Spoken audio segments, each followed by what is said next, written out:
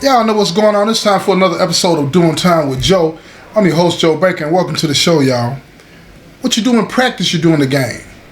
That's something that I learned a long time ago, back when I was like in 7th or 8th grade, right? We had a basketball practice, and I was just barely going through the motions and stuff like that because I was tired. This was like one of those weekend practices. We practiced on a Saturday. So that Friday, I stayed out a little bit later than what I should have been and all this and that, right? And I didn't go to bed at the time that I should have went to bed, and I didn't eat the breakfast that I should have ate that morning, right? So when I got to practice, I wasn't worth a quarter. You feel what I'm saying? And then later on that day, we had a scrimmage game against this other school, right? And I was out there on the floor doing my thing, right? But I just didn't have that pep. I didn't have that step where I could just take care of my business, right? Coach took me off the floor, put me on the bench, and made me sit down beside him, right? And when I sat down beside him, he said, "What's going on, man? Why you looking like you sluggish out there today?" And then I explained to him, man, I ain't go to sleep last night, coach, like I should have been, all this and that, right? And he told me, that explains why you was acting like that in practice. He said, what you do in practice, you're going to do in the game, Joe. I ain't never forgot that. And that's what this story is about, right? This is about this Crip brother that I know, you know what I'm saying, that got out of the penitentiary. We're going to call him C-Nut, you know what I'm saying? He was a cool brother, you know what I'm saying? At the same time, he would have conversations with me about how he wanted to move beyond that mindset of being a gang member, that lifestyle of being a gang member. But he continued to live the life in here. He still did all the things that, that you do when it comes to gang banging. Everything about the lifestyle that he told me in private that he didn't want to do anymore, I would watch him do. And for a while, I understood why. It's not as easy as a lot of people would like to think to walk away from the lifestyle. You know what I mean? And when you talk about Bloods and Crips, it's blood in, blood out. What do I mean by that? That means when you get put down, if you're not doing, what I'm saying? What I mean by that is that when you get put down, you get beat in, right? You get beat in. The only way for you to get out of that is to get beat out.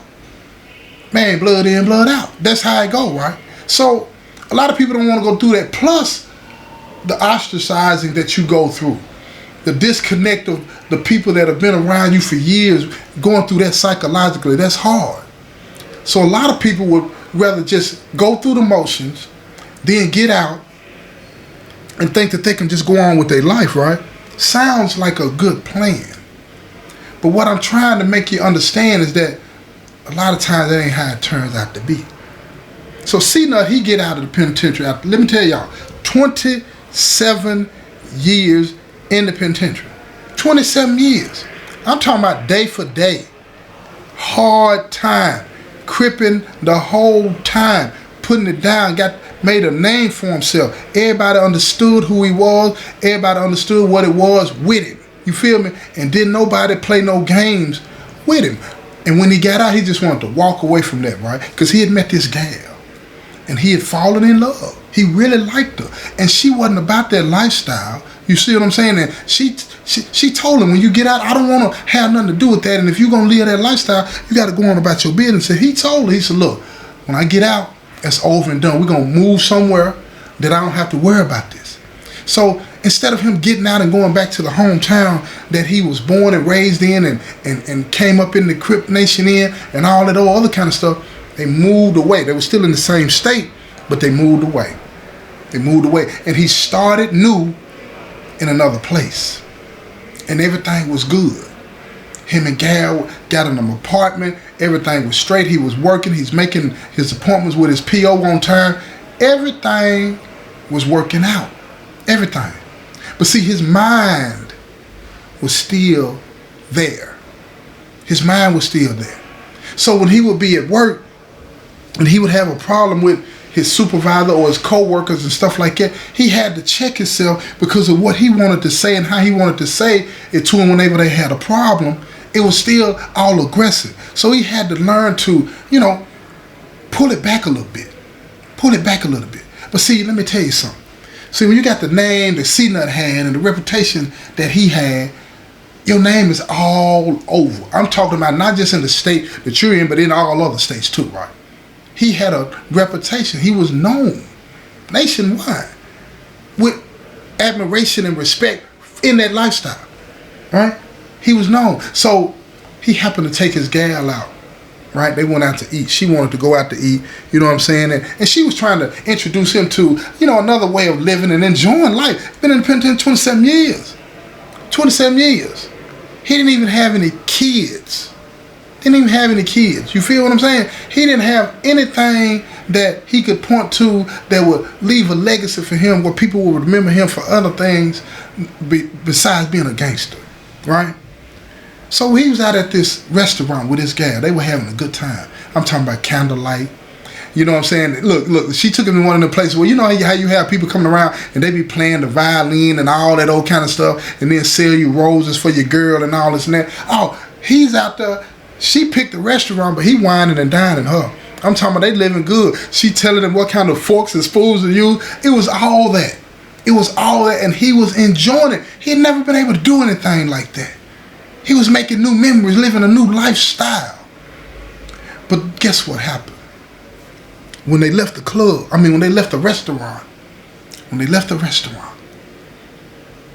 they stopped by a store, right? He wanted to get her some wine. When they got home, they could continue to enjoy themselves and have a nice evening, before they called it the night. So they stopped by the liquor store and they got some wine. And while they were in the liquor store, some dudes all over his car when he come out. And she's in the car.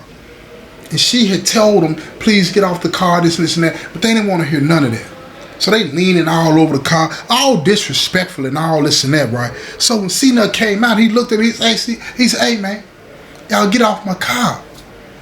They looked at him and said, man, what you talking about, cuz? We do what we want to do over here. You on our side of town. So when they said cuz, his radars went off and he looking at them, right? And he used some language that we use in the penitentiary all the time. He said, what set that is, cuz? So they looked at him with surprise and they said, what they said, and you know what I mean? They called off what Crip said they belonged to, and then they hit him up with it, and then he hit them back with it. You feel what I'm saying? And then they said, what's your name, cuz? And he told them, I'm C-Nut. And when he said that, their eyes lit up. And they walked over to him and said, hey, cuz, what's up, guy? And then they shaking his hand. They said, we heard about you, man. What you doing on this side of town? And he told them, he said, I live over here. They said, that's what's cracking, cuz. He said, look, man, my bad. Won't do that again, man. Anytime you're on this side of town, let us know, man. Where you living at? And then he mistakenly gives him his address. So they said, look here, cuz, we're going to make sure you get home safely and all this and that, right? He said, no need. I'm good. Just me and my gal out enjoying things. You know what I'm saying? So they looking at him like, yeah, that's what's up. But see, what he didn't realize is that, with that reputation comes responsibilities, man. Now, y'all listen to what I just said now. When you have a reputation, right, you got to uphold that reputation, right? That's what most people think, right? You got to uphold that. You see what I'm saying?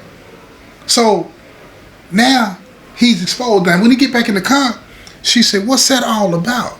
Because, again, like I told her, she said she didn't want to live that lifestyle no more.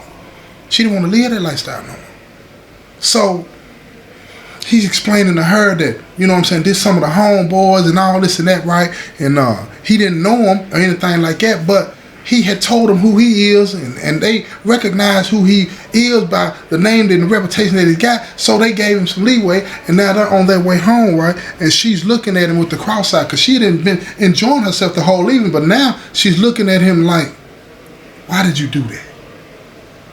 Why did you do that? Why did you tell them who you were? Why did you hit up like that, right? See, what that was a test. That was a test. The universe was testing him to see, do you really want to walk away from this? The opportunity to walk away from the lifestyle is not, listen to me now, is not just in words alone. Your actions have to change. Here he was confronted with a situation that calls for him to have to act different. Now again, if he was just a peon, an outsider, and somebody that don't know nothing about the gang life, he would have had to deal with that like a law-abiding citizen would have. He would have had to say, y'all please get off my car or I'm going to call the police. But see, he didn't do that. He didn't do that. He recognized what was going on and he appealed to them in the language that he knew. Gangster. And they recognized that and then they honored that. And see, well, he wasn't being genuine and honest with her. Is something inside of him felt good in the way that he handled it. It made him feel strong and he stood up straight, right? A feeling that he hadn't felt since he had gotten out, you know? See, his mindset was in transition, but then he was confronted with a situation where, okay, do you relapse like an addict?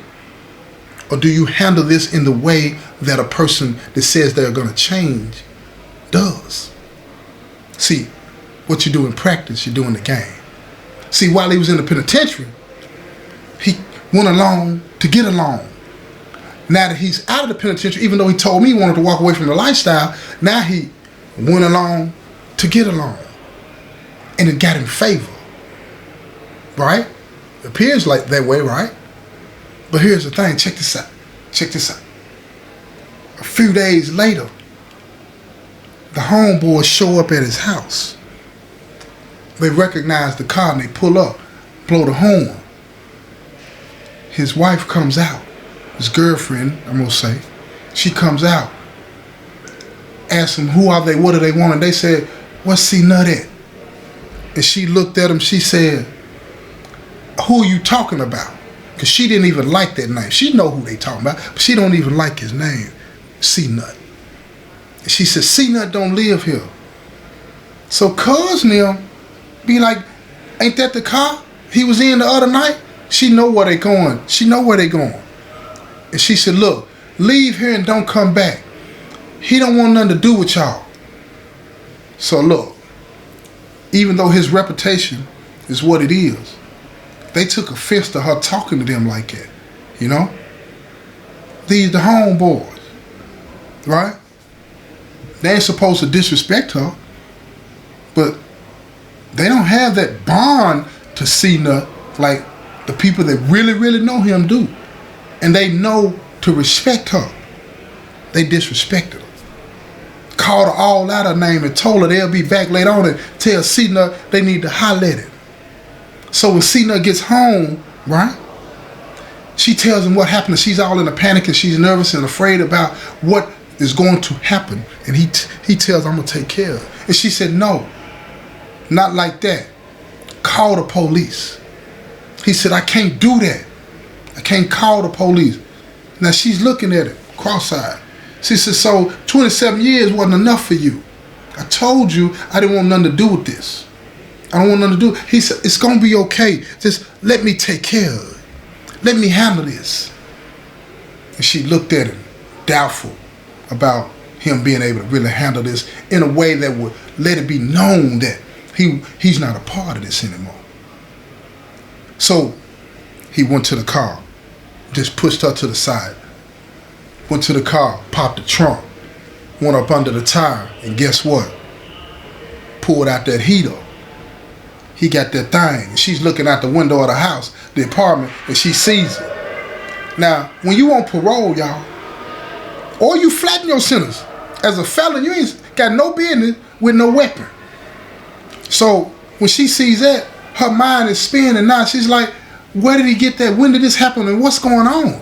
Who is he? Who is this person that told me that he loved me and wanted to be with me and didn't want to have nothing to do with this lifestyle? Who is he?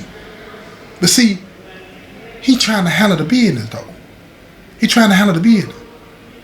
So he take the weapon and he put it in the back of his pants on his back and he pulled his shirt down over. And now he's waiting on the homeboys to come back, and sure enough, they pull up.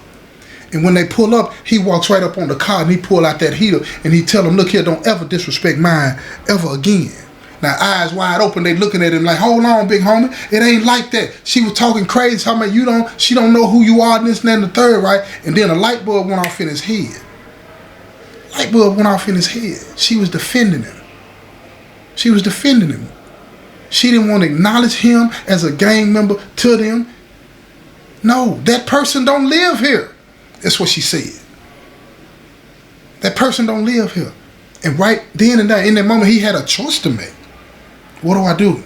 But see, the homeboys, they see that he's confused. And see, when you confused, you doubting what to do. And then they lunge at him. And when they lunged at him, listen to me, the gun went off.